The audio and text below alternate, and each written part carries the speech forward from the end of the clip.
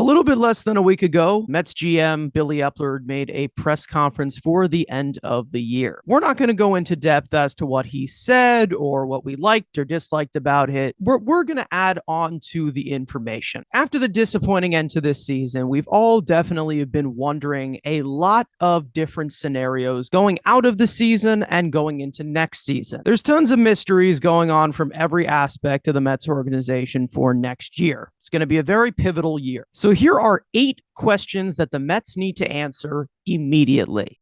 On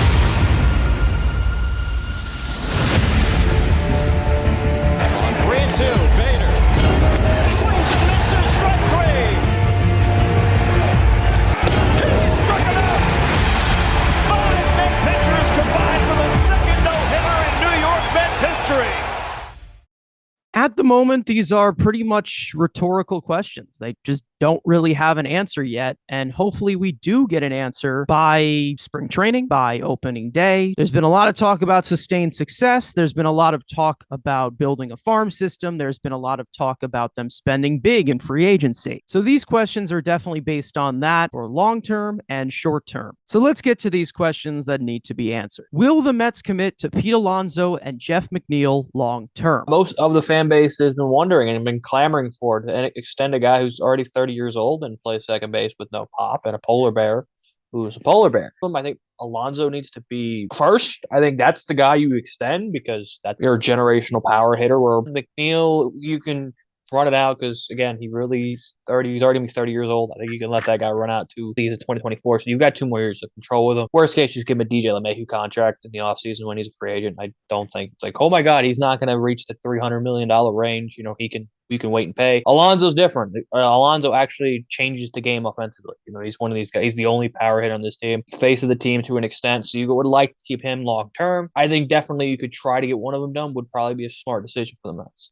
I think the biggest examples of this is definitely Austin Riley, who just signed $200 million for about 8 years with the Braves. And then, of course, the Ozzie Albies contract, which you can possibly model maybe a little bit more for Jeff McNeil. Those guys obviously signed those a little bit earlier in their careers, but with the older age of Jeff McNeil, you can definitely possibly wait that out. But with Pete Alonso going into his 28-year-old season, it's very possible where this becomes a pivotal moment of if the Mets want to keep him long-term and how they actually approach it. Will Sandy Alderson's departure from the Mets change Billy Epler's approach? Now, Sandy Alderson will be leaving the president of baseball operations role effective into next offseason. Sandy has been definitely one of the cornerstones to this franchise for a long time, whether it was his first or second stint. Even though it has been messy ever since he came in with the Cohen regime, he definitely is one of the reasons why this team is at the way that it is.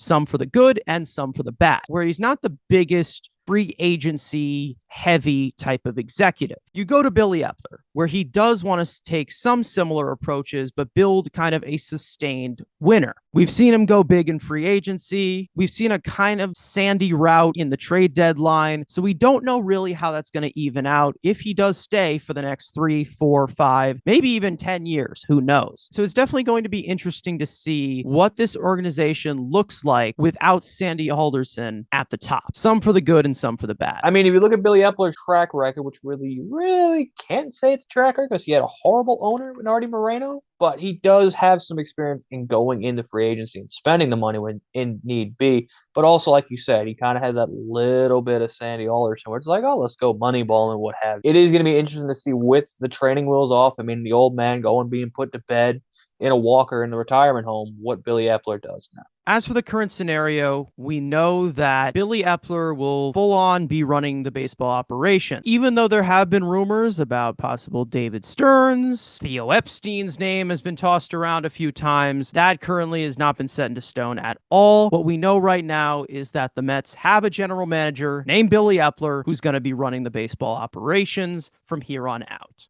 Will Tyler McGill be a part of the 2023 starting rotation? We've talked about this in previous videos before of how 4/5 of the under contract starting pitchers will be testing free agency. Whether the Mets take more of an internal or external approach, the situation with Tyler McGill is interesting. He battled a lot of injuries down the stretch of the 2022 season. He came back as a reliever. We saw a lot of his velocity be influenced a lot more from adrenaline than actual skill. He's a starter that has had trouble staying healthy, reliever that did not look comfortable or fully healthy. What down the line is he going to be? Best way for him to be is probably in the bullpen. I think if you just said, hey, the whole offseason, you're a bullpen guy, expect to come out of the pen, I think you might see a better version of him. Him going mid-season probably was a mistake to say, hey, you're a starter. No, now you're a reliever. Can be better. And I hope that's the game plan for Tyler McGill. Is Ronnie Mauricio in the Mets' long-term plans? We've seen our top three of Ronnie Mauricio, Brett Beatty, and Francisco Alvarez come through the minor leagues together. We all know about the block that is supplied for the next 10 years with Francisco Lindor. What we don't know is if he's going to switch position to maybe third base, maybe try the outfield, because he also isn't the size of the traditional shortstop. We've also talked about him possibly being the biggest tradable asset, but as for what we saw at the trade deadline, it looked like the Mets really wanted to hold on to their prospects. So is it possible that Ronnie Mauricio is in the Mets' future? It was concerning to a point that they were not willing to trade him at the deadline because, again, like no position, and he's not this generational hitter. He's, a very flawed hitter. He doesn't fit the scheme that this team is trying to build. So in that case, he has lost a lot of his top 100 status, but I still think he does have value as a switch hitting hitter. Again, position will be to be determined, but the Mets hopefully see him as a trade chip more than a potential building block.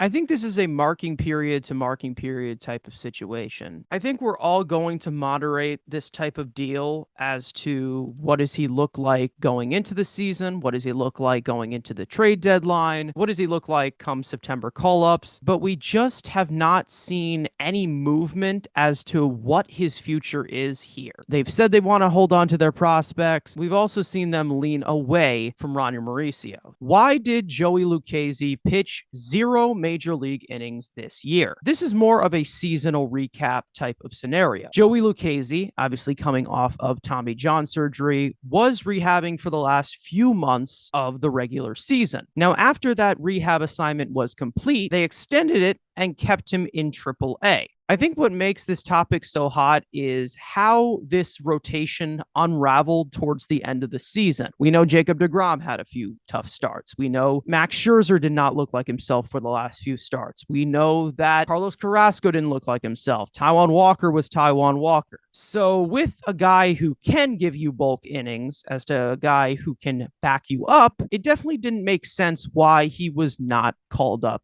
at all. We obviously have Trevor Williams, who has backed everybody up, but we've seen a lot of days as to where he wasn't available, where he was pitching multiple innings, and then he was available 7 days later. I hope this isn't a service time manipulation situation, but it was very weird as to why they did not see him at all in the major league regular season. Again, he could have been a valued second piece to the bullpen. Again, a second Trevor Williams, a second to Carlos Carrasco, obviously when he was choking down the stretch. But maybe this is something to an extent that he was kind of the other guy, the GM we had before him that shall not be named. This wasn't a Billy Epler move. This was maybe kind of the same thing with Jordan Yamamoto. The Mets desperately needed, an extra long man, an extra lefty, and they didn't even look the way of Joey Lucchesi. So maybe this is a regime change that maybe don't value Joey Lucchesi or don't like Joey Lucchesi, which happens all around the baseball circles a lot. He should have a shot out of spring training to make the opening day roster. But will he? Him being fully healthy, we'll see. With the lack of lefty depth, I really thought that it was important to bring back Joey Lucchesi. Maybe they're just nursing the injury and they want him to come back 100% next year. I really think that we could have used him down the stretch of the season. What is the current status of Matt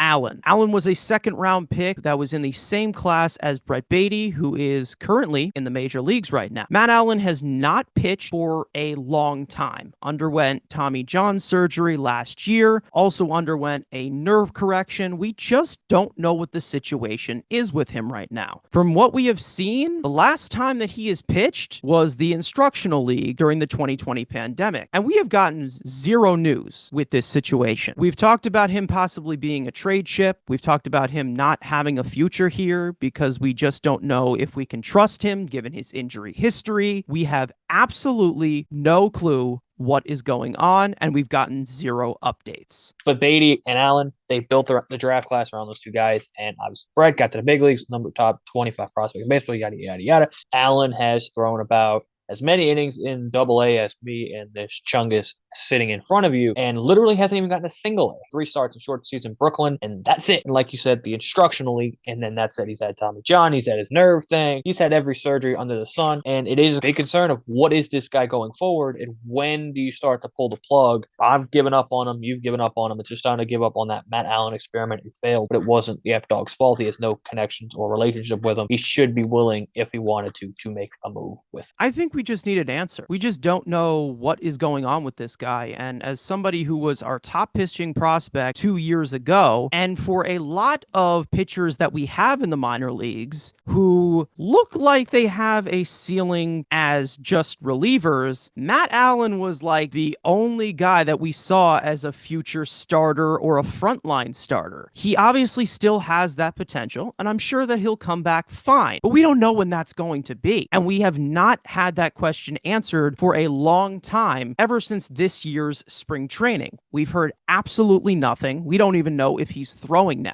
Now, speaking of other prospects, Mark Vientos, what is his future with the Mets? We all know that the Mets went external at the deadline, kind of failed with the DH position. Mark Vientos doesn't have much experience, but was an option to be the righty DH. Doesn't really provide that much positional value, not good defensively. He's there to hit the ball. A horrible organization, and you just have no other option to play third base. He can do it for you, but he's known for his bat. It's a flawed bat, and the Mets didn't show enough confidence in him to keep Darren Ruff on their playoff roster instead of him. Hopefully Darren Ruff is gone, and like you said, they went cheap ass at the deadline, and it came back to bite them. Do they put full stock into the Vendog, or is the Vendog going to the pound? That joke made me laugh internally, but externally, I just couldn't do it. I don't know what it was. And that brings us to the last question, which is the big question. How far will Steve Cohen go for a World Series title? We saw him exceed the luxury tax this offseason, and we also saw the Cohen tax be implemented, which he has not crossed yet. There's been rumors about a possible $350 million payroll, maybe a $1 billion payroll. We don't know, with this guy having endless funds, pretty much wiping his ass with $100 bills. They've talked about sustained winning. We've talked about wanting to win now. Hopefully they can somewhat find that balance with Steve Cohen's money. Think about how crazy this man is, because is he going to be, I think, if you go out and check out one of our last videos about Jacob deGrom, it's going to take a lot of money just to sign a rotation with or without Jacob deGrom on this roster. You're already going to add a bunch of money just in starting pitchers before you even touch the bullpen and the lineup. It will show, this offseason is going to show how insane Cohen is. He can really get it spicy if he goes out and says, you know what, why not $400 million payroll? And if that's true, this could be a very sexy roster. Steve Cohen's got the deep pockets to do it. So hopefully he sees it that way. And we're also hoping that it doesn't ruin his plan for sustained success. But as for a smart businessman that he is, of how he got over $16 billion, I think this is definitely a question that excites us more than scares us. We'd love for them to spend big, but they also do have to be smart about it. But it's a question that we really want the answer to right now.